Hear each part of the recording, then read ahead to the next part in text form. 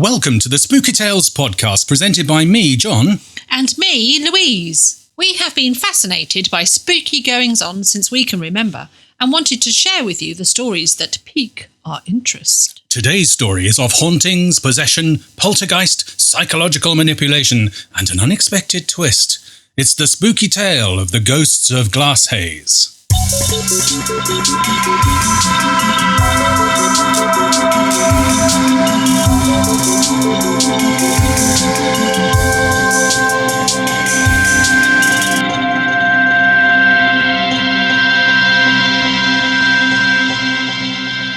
Welcome to the Spooky Tales podcast. It's lovely to be with you all again. Thank you to those of you who have left a review recently. It's very much appreciated. We really do love them. We certainly do. Thank you very much indeed. So today's tale is another lovely tale sent to us by a listener. Cool. And also a glimpse into the weird world of Sir Arthur Conan Doyle. Now, I can't reveal the true names of our listener, so I haven't. But I have no reason to doubt the authenticity of the tale. It is about the ghosts of Glasshayes. Oh, yes. What's a Glasshayes? Well, it was a large country house in Lyndhurst, in the south of England in the county of Hampshire. Glasshayes House has had a varied life as home to high society, famous guests when reinvented as a hotel, and now, since 2014, lies abandoned, saved from scheduled demolition for now at least. One constant in the last 120 years are the ghosts, most notably that of the first Duke of Stacpoole, Richard Fitzgeorge de Stacpoole. Oh, that sounds very posh with a certain je ne sais quoi. Was he French? No, he wasn't, but he did hold the French title as well as several other papal titles for the work that he did on the Vatican. Hang on. Did some work on the Vatican? Yes. Actually, on it, do you make it sound like he did a bit of decorating or fitted a new kitchen for the Holy See or Yes. something like that? Well, in a manner of speaking, yes, he did. He rebuilt large parts of the Vatican. It doesn't specify if a kitchen was part of the deal, but, well, probably. Wow, rebuilding large parts of it. That's Yes. unbelievable. Yep, and parts of the bridge and I think a fountain or two. Really? And for that he got a papal title? I don't understand that. I thought only the Pope has papal titles, like the Bishop of Rome, His Holiness and that kind of thing. Yes, well, these were the more... Holy Father. Yes. Is it the Holy He's got Father? about 12 of them, I think. Yeah. So I think these were more papal nobility titles that were awarded on merit for things like construction of hospitals or promotion and defence of the Catholic faith and ideas. He was given the Order of St. Gregory and created a marquis by Pope Leo XII in 1828. Cool. However, considering he was in favour of the Pope, he was a bit of a rogue. A rogue or a rouge, as you put. He was a bit of a rouge. He was a bit of a rouge. Well, he's had that French part to it. Yeah, as a rouge rogue. Yes, right. Oh, like our landlord. When we first got married, do you remember him? Yes. While we were there for 12 months, 9 of which he spent in prison for property fraud. For property fraud, yes. Yeah. Nice landlord, that. But He was so, actually, wasn't he? Well, we were lucky, I think, because there was no way he could be dodgy to us when we left, having just popped out of prison for property fraud. Yes, that's very true. That is very true. We got all our deposit back. Yeah, unbelievably. No quibbles, was there? No quibbles. And us is looking at the door thinking there's cat scratches on the door about an inch thick. Yeah. Anyway. Yes, it was a bit like our landlord. The Duke arrived in 1846, rebuilt the place and ran a smuggling ring, living there with his married mistress, Mrs. Louisa Graves. Ooh-wee. Yeah, I know. The building was famous for its octagonal tower, which served perfectly as a lookout. For whom were they looking out? Who cared? And what did they smuggle? Contraband. Ooh. Yes, I don't know what the contraband was. No, just generally. It's just general contraband. If anybody knows, please do let us know. Following the Royal Commission to consider rural constabulary in 1836 and the County Police Act in 1839, more and more police forces were being formed in the south of England, including Hampshire. And they see that was the time of Robert Peel. Previous podcast, slightly obsessed with Robert Peel, Prime Minister, and it was at that time. Yes, so he was the driving force behind that sort of thing? Well, he was the Prime Minister when it was happening. Yeah. So he probably did have a good hand in that. Yeah. So yes, there was need for a lookout. because, of course, there were now police dodgy. running about. Yeah. Although there wasn't a police station in Lyndhurst itself, I think, for about another 15 years after. Lyndhurst sounds lovely. It does, doesn't it? Unfortunately, the Duke was only to be in the property 2 years, as he died on July the 7th, 1848. Now, it is said that every year on the anniversary of his death, music can be heard emanating from certain rooms, part of a grand ball that the Duke holds for the dead. Ooh. Anything else, or is that all for the ghostly Duke? Well, yes, there is, but I'll come back to that. By the turn of the 20th century, the building had become the Grand Hotel and was frequented regularly by Sir Arthur Conan Doyle, the author of Sherlock Holmes. Ooh. He liked it there so much that he designed the extension to the hotel in 1912. What? How did that come about? I mean, I knew he was a man of varied interests, but an architect? That I did not know. But he was an amateur, wasn't he? Not a professional architect. Yes, that's right. His father considered himself an architect and he put it down on his occupation on the marriage certificate and on the 1881 census, although he was actually a surveyor to the Scottish Office. So Arthur Conan Doyle's close friends were architects also. You see, I've got a friend who's a pilot. On that basis, that means that gives me a licence to have a go at flying a plane that I took the fancy to doing so. Yeah, don't. No. No, don't do that. So did he just present the plans and they went ahead with them? Yes, pretty much. It was considered that it was a whimsical activity, something to pass the afternoon after a casual conversation with the manageress, Miss Ryland, and that it would be, nice to add another floor to the hotel. So he went off, designed it and gave it back to her. And they went with it? Yeah. Wow. It wasn't his only architectural project. He also designed a golf course and the outbuildings for a large hotel in Jasper Park in Canada. Sadly, none of it survives today. He also had a hand in the designs for his house in Surrey in the 1890s, which you probably would have expected. Well, actually, if it's your own house, and it's your vision, isn't it? Yeah. Quite a talented man then. I knew he started out as a doctor in the 1880s. Yeah, absolutely. And after graduation, he enlisted on a steamer called the SS Mayumba, heading for West Africa. The voyage was a disaster. There was a fire, a terrible storm, and unfortunately, he got very ill, probably malaria. Upon his return, he settled for the more sedate life of ophthalmology in Southsea on the Hampshire coast. This allowed the time to pursue his writing. I don't know what ophthalmology is. His eyes. Oh, is it? Yeah. It's eyes. It's eyes. Right, that's what I know him best for. Sherlock Holmes, obviously, yes. And his other... I've actually read most of his. Well, Sherlock Holmes was inspired by a surgeon at the medical school he was at in Edinburgh, a Dr. Joseph Bell. He really sort of admired Dr. Joseph Bell's approach and very deductive reasoning to understand what was wrong with the patient. Oh, cool. And also Arthur Conan Doyle's interest in spiritualism. Ah, yes. Actually, didn't that come about because of his son's death in the First World War? That it would be a way to contact him? No, he had been interested since at least 1880. Oh. Yeah. He wrote to his mother about a lecture he had been to entitled Does Death End All? Ooh, good title. Thank you. He had an article published in the Journal of the London Spiritualist Alliance, The Light, in 1887. He joined the Society for Psychical Research in 1893. Oh, that's quite yes. And it's still there, isn't it? Yeah, the society, absolutely. It's the sort of, main... where you go and everything. Mm-hmm. Yeah. And again, Enfield Poltergeist, yeah, weren't they from the society? That's right. Guy Playfair was sent round from them, wasn't yes, he? Exactly. He was part of their group. Yeah, so Arthur Conan Doyle in the society experimented with table tipping and automatic writing, as a means to contact the dead. Mm-hmm. However, following the Great War and the loss of his son, he did become a great advocate and campaigner for spiritualism to the day he died of a heart attack in 1930. He had a psychic bookshop, I believe, in London. Yes, in fact, it was called the Psychic Bookshop. Right.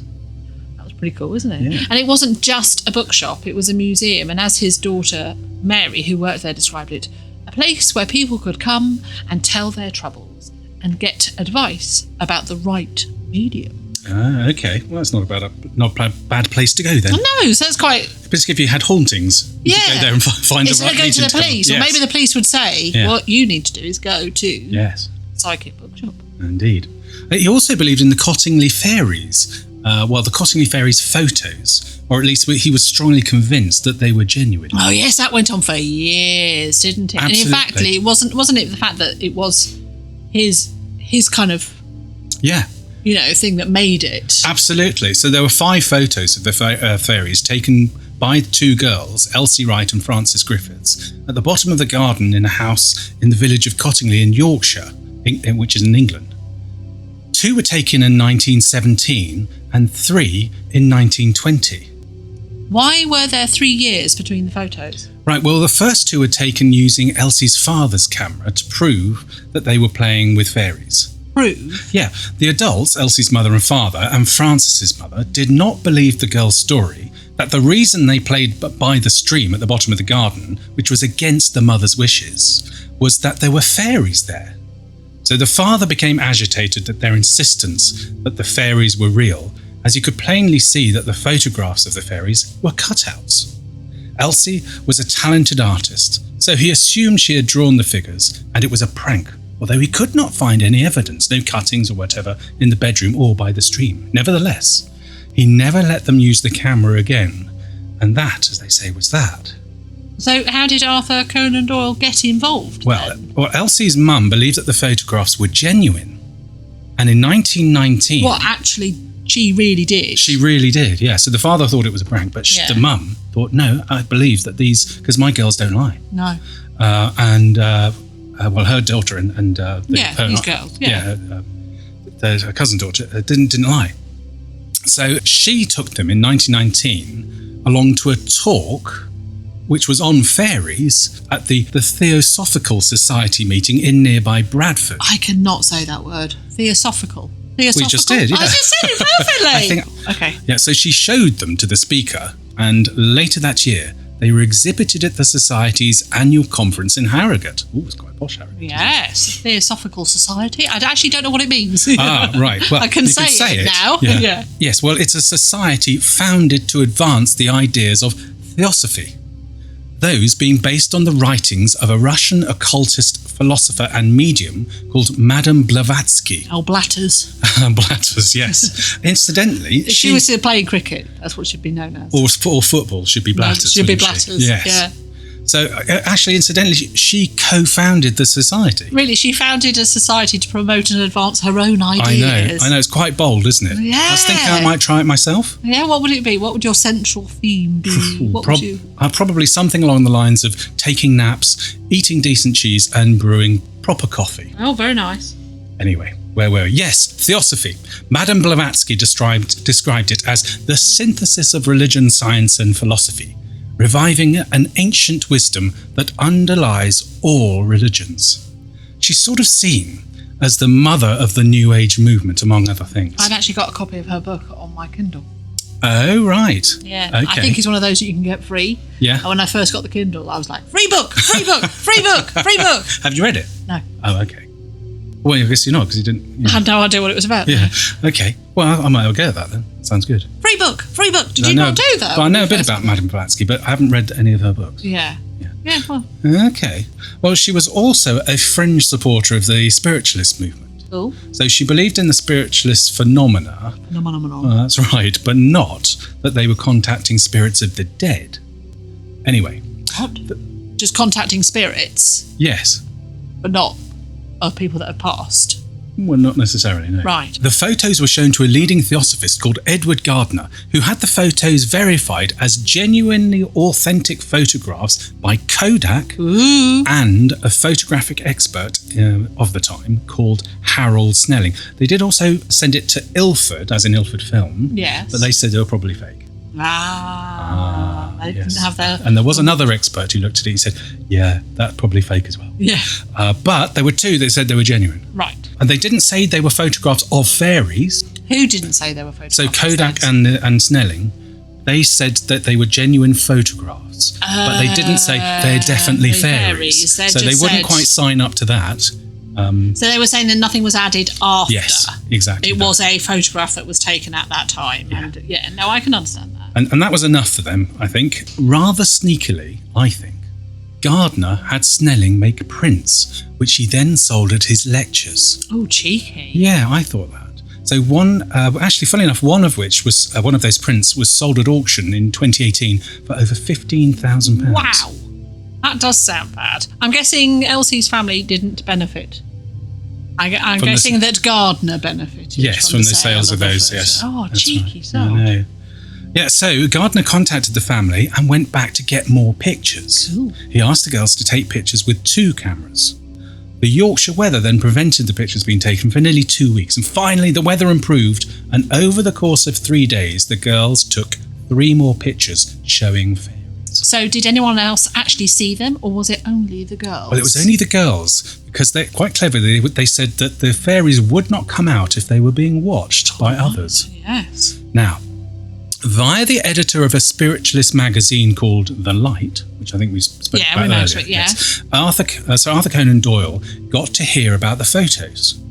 And it was this sort of divine timing from his point of view, because he was writing an article for the Strand magazine on fairies.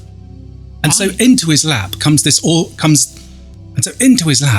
authenticated photographs of fairies. Wow. The photos were published along with his article in 1920, and then the story went viral, as you were saying earlier. I wonder whether he was actually, because he wasn't totally taken seriously, was he, Arthur? Not after this, no. Because I was going to say, did it not put a thing on his reputation? It certainly did, yes. And mainly because he really put his weight behind it, saying that they were genuine and that the existence of fairies were genuine. So, didn't Elsie and Francis admit it was a hoax at some point? Yeah, they did. But not to begin with. So, 2 interviews that they did in the 1960s and the 1970s. So, this had run and run and run. Yeah. And I think, actually, so it goes that they got fed up of it and were glad when it all died down and went away. Yes. But when they were interviewed again in the 1960s and then again in the 1970s, they stuck to the story. Wow. Saying that it was indeed genuine. They were genuine photographs of fairies. But in an interview that they did for a magazine called The Unexplained, and it's in volume 5 if you're interested, which was in 1983. Really? Yeah. Oh, okay. I put that in just for you. No. Oh, well, thanks. They did admit that the photos had been faked. Ooh. Although, yes, they went on to say that they did see fairies. And Francis claimed that the 5th photo was in fact genuine. What? Yeah. So, but Elsie what? So, although they said the photographs were fake, yeah, they said they had seen fairies down at the bottom of the garden. But they just couldn't get a photograph. Or what? Oh, okay. Yeah, well, no, really? The photographs were fake. So they're saying, yes, they had seen fairies. Yeah. They'd taken the photographs, but those had been faked. They basically used traced pictures onto some cardboard, cut it out, and used hat pins to stand them up. Wow. But they said although they said those were fake, they said they had seen fairies. But Francis said that actually the 5th one was a genuine photograph of a fairy. Although Elsie said, "That's funny, I thought I took the last photograph." So whatever, the mystery is still there. So it's kept the mystery alive then? Yeah. What's this got to do with what we're talking about? The ghost of Glasshayes? Yes. Yeah. Sorry, I have gone down a bit of a rabbit hole on this one.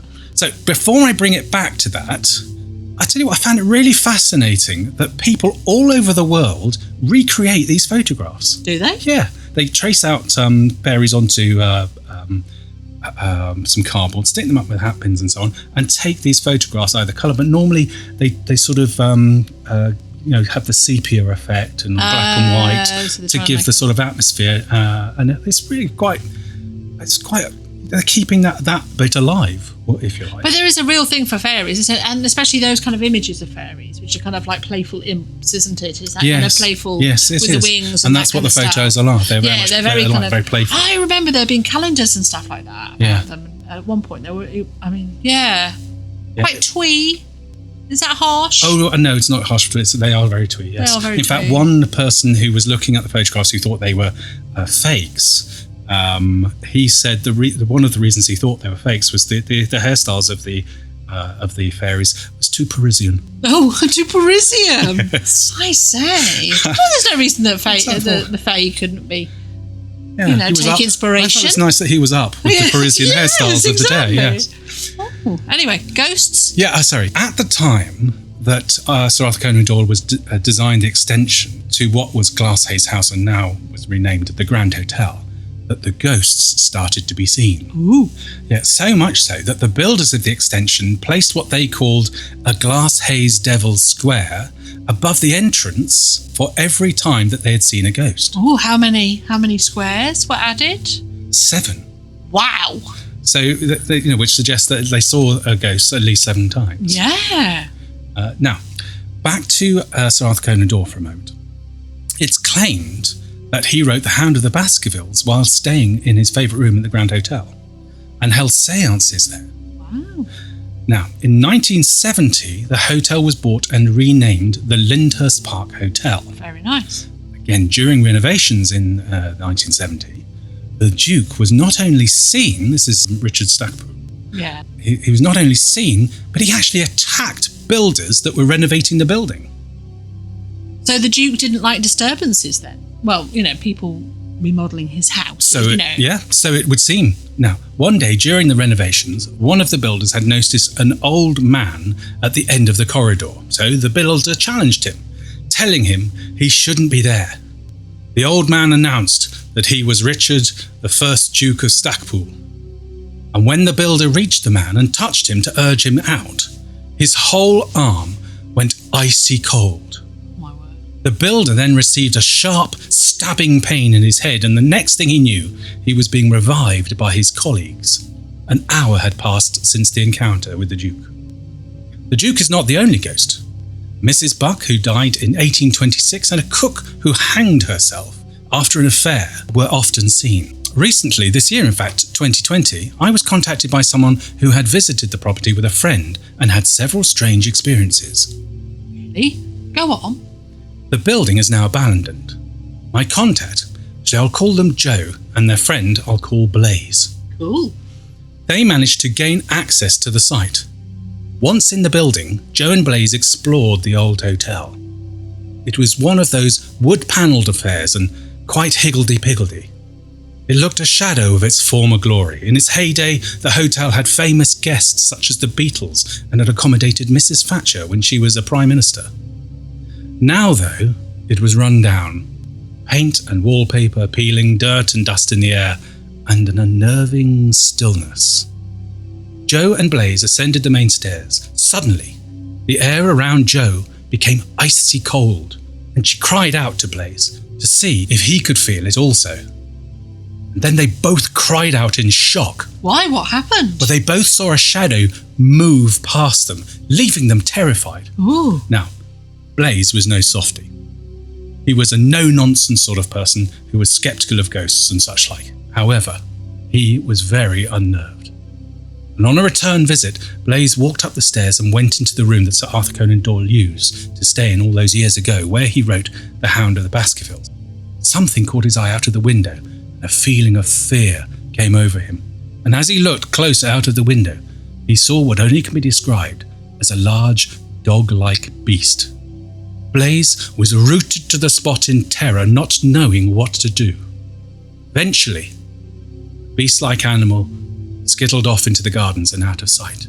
Slowly, the feeling of dread and fear subsided, and Blaze began to feel himself again. Blaze was to see the dog beast once again lurking in the garden, and once again, the feeling of fear and dread overwhelmed him. Blaze decided to do some research, and after doing some digging, found a YouTube video of a nearly identical dog beast captured on CCTV just down the road. The beast was known as the Wessex Way Monster. Wow. And in the video, a creature looking not unlike a werewolf can be seen crossing a dual carriageway. Oh my word. And this creature has been seen on many occasions in the area. Joe wondered if Sir Arthur Conan Doyle may have seen this dog-like beast in the hotel gardens when looking out of the window of his favourite room and been inspired when writing The Hound of the Baskervilles. The abandoned building continues to act strangely. It has been reported that outside lights turn on even though there is no electricity. Oh, gosh. Also, cars parked nearby have their batteries drained of power. And this all happened in one day, where 3 different cars all had their batteries drained. Oh, my word. You know, a car coming to help the other car. Oh, suddenly. Yeah, oh, that's gosh. right. The building has been saved from demolition twice by the New Forest Park Authority. However, as reported in the Bournemouth Daily Echo of January this year, the building appears to be starting its own demolition, as a 3-storey section of the building came crashing down unexpectedly. Joe told me that they knew of someone who had been investigating the building only 3 days before that incident, and they said that they could not take their eyes off the doomed section. They couldn't understand why, but they just couldn't take their eyes off that section, which then collapsed. Wow. So, there we go, another spooky tale. Yeah. So what did you think? Spooky. Indeed. A big thank you to Joe for sharing the story with us and allowing us to tell it. We hope you enjoyed this spooky tale. We look forward to joining you again next time. If you enjoyed this spooky tales, please do tell others and please leave us a review so it can help other people who may enjoy our podcast. Thank you. Please do tell us your spooky tales either in the YouTube comments or via email, which is thespookytalespodcast@gmail.com. And come and follow us on Instagram at The Spooky Tales Podcast. Or why not visit us on our Facebook page at Spooky Tales. So thank you again, and until next time, bye.